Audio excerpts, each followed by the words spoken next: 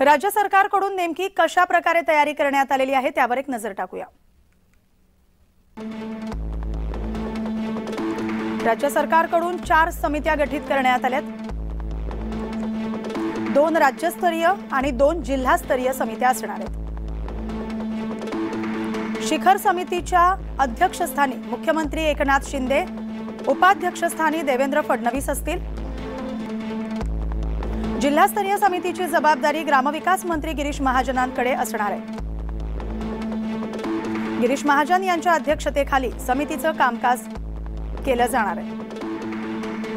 पालकमंत्री दादा भुसे यांच्याकडे सहअध्यक्षपदाची जबाबदारी सोपवण्यात आली। छगन भुजबळांनाही शिखर समितीमध्ये स्थान देण्यात आले।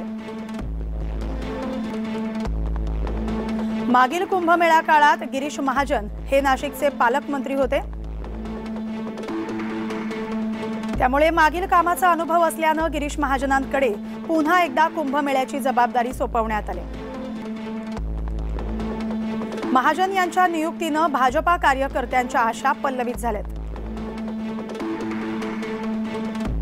उर्वरित उच्चाधिकार समिती मुख्य सचिव यांच्या अध्यक्षतेखाली कामकाज करणार आहे, तर जिल्हा समिती जिल्हाधिकाऱ्यांच्या अध्यक्षतेखाली कामकाज करणार आहे।